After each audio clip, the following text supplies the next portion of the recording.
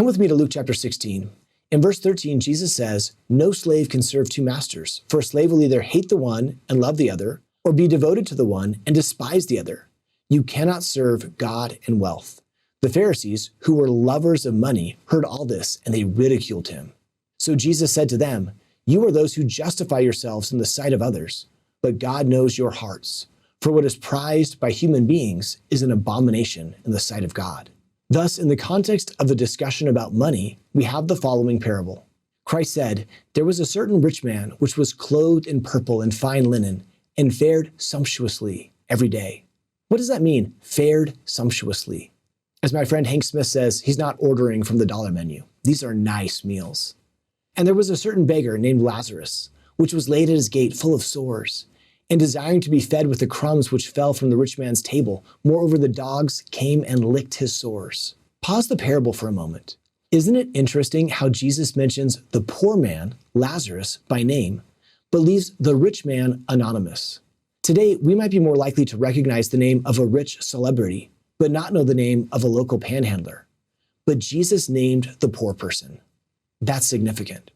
We might be tempted to disconnect from this story because none of us are so heartless as to throw crumbs at a starving person who's right in front of us. I mean, really, if you walk outside your front door and see dogs licking a starving person, you're going to help, right? But Lazarus is still at our doors. In the world today, starvation and death from preventable and treatable diseases kill millions of people each year. In our modern world of instant access, is it possible that those who are starving, whether they are our next door neighbors or our brothers and sisters on another continent, could be metaphorically lying at our gate, pleading for our help? Real financial needs exist. Back to the parable. Christ said, "And it came to pass that the beggar died and was carried by the angels into Abraham's bosom. The rich man also died and was buried. And in hell he lifted up his eyes, being in torments, and seeth Abraham afar off, and Lazarus in his bosom.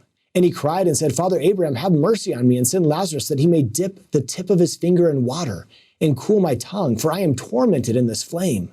But Abraham said, Son, remember that thou in thy lifetime receivest thy good things, and likewise Lazarus evil things. But now he is comforted, and thou art tormented." Why did the rich man go to hell? As far as we know, he didn't harm Lazarus. He didn't even get mad when Lazarus ate the crumbs from his table. Perhaps the problem is that the rich man did nothing. He was indifferent to Lazarus's plight. In the parable, we read that the rich man in hell lifted up his eyes, being in torments. Note the connection between this parable and Jesus speaking in the modern day. He said, "The earth is full, and there is enough and to spare.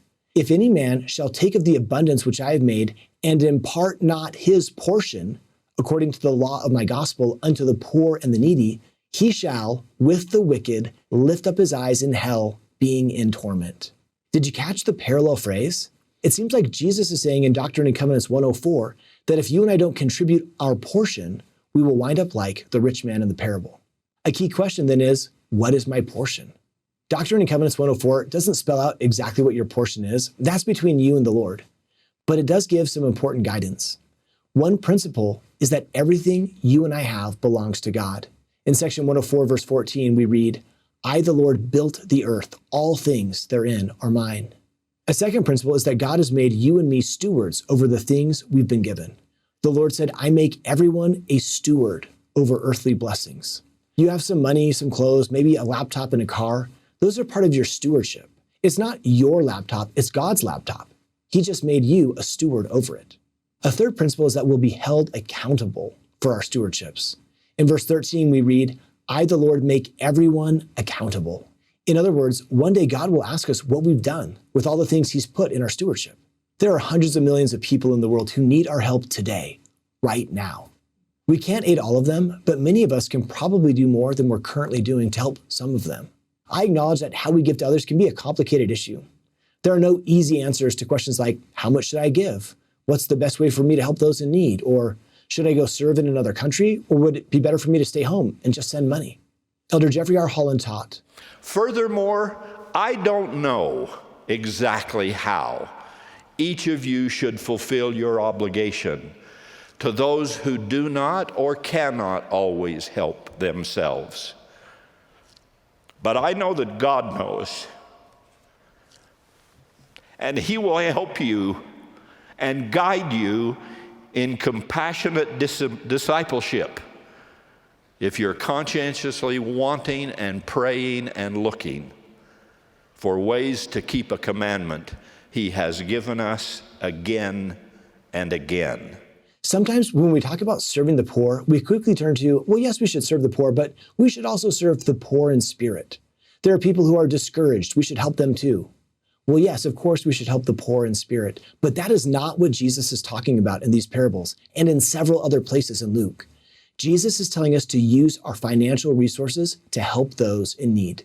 One woman shared the following experience. The 20-year-old pink carpet in our basement was looking really ratty. I found myself worrying over how to fit a new carpet purchase into our tight budget and feeling discouraged that I needed to live with such ugly carpet. During this time, my family served for a couple of days in another country. I wanted my children to see real poverty so they could appreciate the lives they have in America.